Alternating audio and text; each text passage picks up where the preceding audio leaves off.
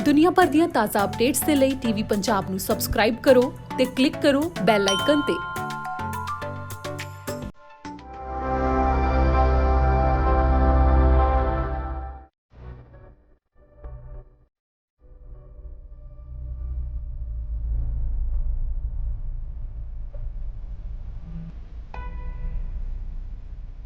Borewell ਵਿੱਚ ਫਸੇ ਪਿੰਡ ਭਗਵਾਨਪੁਰਾ ਦੇ ਫਤਿਹਵੀਰ ਸਿੰਘ ਨੂੰ ਕਿਉਂ ਨਹੀਂ ਬਚਾਇਆ ਜਾ ਸਕਿਆ। ਇਸ ਬਾਰੇ ਸੰਗਰੂਰ ਦੇ ਡਿਪਟੀ ਕਮਿਸ਼ਨਰ ਘਨਸ਼ਿਆਮ ਥੋਰੀ ਨੇ ਸਫਾਈ ਦਿੱਤੀ ਹੈ। ਮੀਡੀਆ ਨਾਲ ਗੱਲਬਾਤ ਦੌਰਾਨ ਡਿਪਟੀ ਕਮਿਸ਼ਨਰ ਨੇ ਫਤਿਹਵੀਰ ਨੂੰ ਬਚਾਉਣ ਲਈ ਚਲਾਏ ਗਏ ਪੂਰੇ ਆਪਰੇਸ਼ਨ ਦੀ ਜਾਣਕਾਰੀ ਦਿੱਤੀ। ਉਹਨਾਂ ਕਿਹਾ ਕਿ ਫਤਿਹਵੀਰ ਨੂੰ ਸਹੀ ਸਲਾਮਤ ਬਾਹਰ ਕੱਢਣ ਲਈ ਹਰ ਸੰਭਵ ਕੋਸ਼ਿਸ਼ ਕੀਤੀ ਗਈ, ਪਰ ਪਾਈਪ ਦੀ ਜ਼ਿਆਦਾ ਡੂੰਘਾਈ ਕਾਰਨ ਉਸ ਨੂੰ ਬਾਹਰ ਕੱਢਣ ਵਿੱਚ ਸਮਾਂ ਜ਼ਿਆਦਾ ਲੱਗ ਗਿਆ। ਉਹਨਾਂ ਇਸ ਮਾਮਲੇ 'ਚ ਕਿਸੇ ਵੀ ਤਰ੍ਹਾਂ ਦੀ ਅਣਗਹਿਲੀ ਤੋਂ ਇਨਕਾਰ ਕੀਤਾ।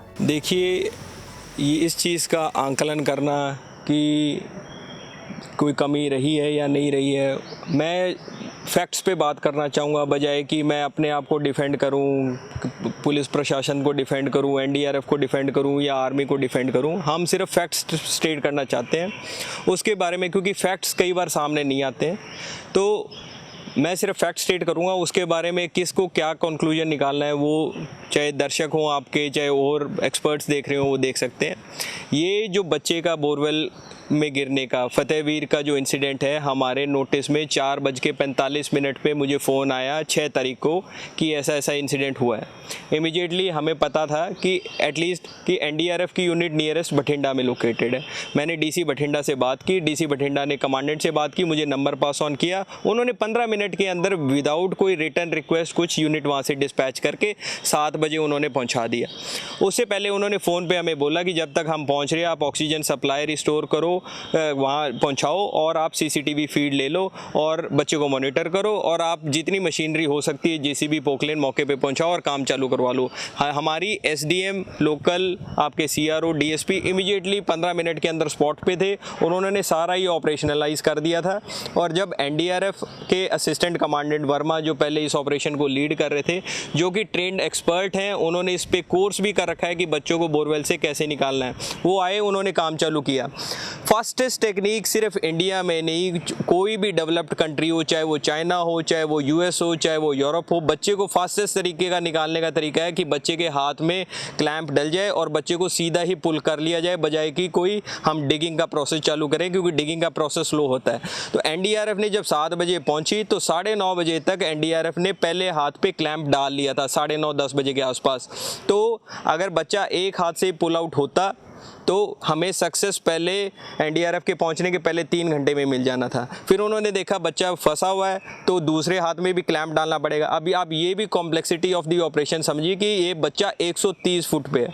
कोई भी मुझे, क्योंकि पहले दिन हम सारा फ़ोन कॉल पे और रिसर्च कर रहे थे इस बेस पे, काम बेस्ट टेक्नोलॉजी है, कोई भी रिपोर्टेड केस हमें रिपोर्टेड केस इस तरीके के जरूर मिले कि 200 फुट की बोरवेल में बच्चा गिर गया, लेकिन फंसा किस डेप्थ पे, 40 फुट पे, 45 फुट पे, 50 फुट पे, 120 फुट की कोई केस नहीं। फिर भी एनडीआरएफ ने जो दूसरा हाथ पे क्लैंप आपके सवेरे 4 बजे उस रात को, मतलब उनके अराइवल के 8-10 घंटे में 116 बार उन्होंने ट्राई की और दूसरा हाथ भी क्लैंप कर लिया था, 10 घंटे लगातार काम। फिर भी वो हम सब की ही किस्मत इतनी ख़राब रही कि बच्चे को क्लैंप दोनों डल गए, फिर भी पुल आउट नहीं किया जा सका। तो इसके बाद में तब तक हमने 25 फीट लगातार मशीनरी डिप्लॉय करके खोद लिया था और उसके बाद में फिर जब डिस्कशन हुई सभी की जॉइंट, तो ये डिसाइड किया गया है कि ओपन पिट सिस्टम बहुत ज़्यादा टाइम लगेगा। 120 फुट आज तक जाने तक जेसीबी से आपको 6-7 दिन का ऑपरेशन है, तो बेटर है कि आप एक पैरेलल पिट 36 इंच का डालें और उस पर काम करें। फिर उस पर काम चला। सर, जिस जग्गा सिंह का जो प्रेमी थे वो भी काम कर रहे थे, वो भी आरोप लगा रहे हैं भी हमें एनडीआरएफ ने काम नहीं करने दिया। कैसे देखते हो? भी लोगों की डिमांड भी थी आर्मी आ जाती पहले, यानी कि मैनेजमेंट में यह कमी समझते हो भी आर्मी पहले आके टैकल कर लेती ज़्यादातर? देखिए, जब हमारी, जैसे मैं आप बता रहा हूँ, 4:45 पे रिपोर्टेड में हमने मान लो 5 बजे तक हमारी बात हुई और हमने एनडीआरएफ की यूनिट डिस्पैच की। उसी टाइम मैंने इमीडिएटली, क्योंकि पहला दिन काफ़ी हमारे हेडक्वार्टर पे फंक्शनल रहता है, तो हमने उस टाइम यहाँ पे 3 जो कर्नल हमारे संगरूर में स्टेशन है, मेरी तीनों से बात हुई। उसके बाद मैंने उनसे पता चला कि एक आर्मर्ड इंजीनियर की यूनिट है, वो स्पेशलाइज्ड है, उनके पास इक्विपमेंट हो सकता है। तो मेरी कर्नल उपल जो पटियाला में स्टेशन है उनसे बात हुई, तो उन्होंने बोला कि मैं अपनी तरफ से मदद भेजता हूं, लेकिन हालांकि इनका फॉर्मल चैनल कमांड हेडक्वार्टर से, तो आर्मी की अथॉरिटीज़ भी इमीडिएटली मूव हो गई थी। अर्ली मॉर्निंग जब उन्होंने आया, उनके पास नहीं था, फिर भी उन्होंने बोला कि हम देखेंगे सिचुएशन को।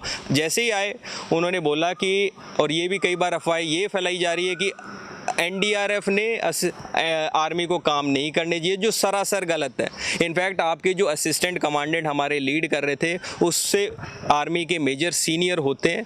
जब उन्होंने बोला सर, तो आर्मी ने ही बोला कि जो आप टेक्निक अपना रहे हैं और आपके पास जो रिसोर्सेज आप बेटर इक्विप्ड हैं, आप ही ऑपरेशन को लीड करेंगे, आर्मी यहाँ रहेगी और आपको गाइड करती रहेगी और असिस्ट करती रहेगी। सो ये बिल्कुल वो है।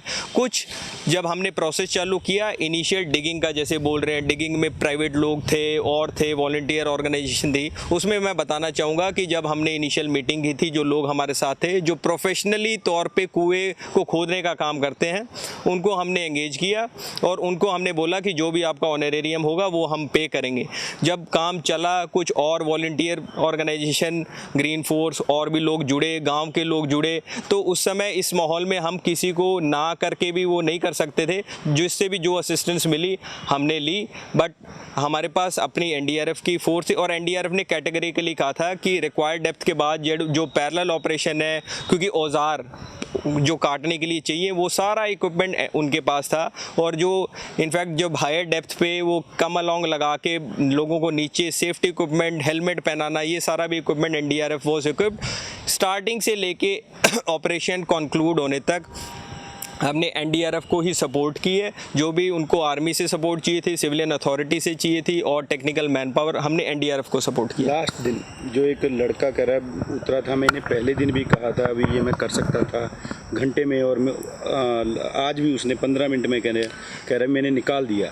देखो, इसमें जब ये ऑपरेशन 5 दिन चला है, इसमें हमें कम से कम 20-25 वॉलंटियर ऑर्गेनाइजेशन मौके पे आई हैं, जिन्होंने अपनी अपनी अलग अलग टेक्निक बताई हैं और अपनी अपनी अश्योरेंस दी है। एक हमें रायकोट से आया कि हमारे पास ऐसी टेक्निक है, हम सरिया डाल के निकाल देंगे, और बच्चे को हमने 4 बच्चे पहले निकाले। जब आए उन्होंने देखा कि मौके पे 12, उनका आइडिया था कि 12 इंच का बोर होगा, हम निकाल देंगे। जब देखा 9 इंच का बोर है, और 9 इंच छोड़िए, जो बच्चा है 9 इंच के नीचे 7 इंच बोर में, तब उन्होंने बोला कि हमारी टेक्निक कामयाब नहीं हुई। इस तरीके से और अलग अलग इंडिविजुअल आए जिन्होंने देखा, असेस किया।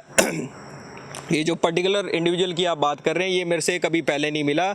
कल रात को मुझे और सिंगला साहब को ये ज़रूर मिला था, तब इसने बोला, तो तब भी हमने इसको कोई डिनाई नहीं किया। मैंने कहा जो भी आप सजेस्ट करना चाहते हैं। उस टाइम में भी उसने बोला कि मेरे पास कोई सजेशन है तो मैं सिर्फ सजेशन दूंगा और मैं इसको इम्प्लीमेंट नहीं करूंगा, इम्प्लीमेंट एनडीआरएफ ही करेगी। उस समय इसी इंडिविजुअल ने ये भी बात की मुझसे कैटेगरिकली कि एनडीआरएफ बहुत खतरे में काम कर रही है। ये जो 130 फुट आपने 8-8 फीट की पाइप डाल रखी हैं, ये सिर्फ मिट्टी के सारे खड़ी हैं, और जब आप पैरेलल प्रोब डाल रहे हो तो बहुत सारी मिट्टी निकल के भी आ रही है, तो इसमें जान का भी खतरा है। तो एनडीआरएफ अपनी जान पे खेल के बच्चे को बचा रही है।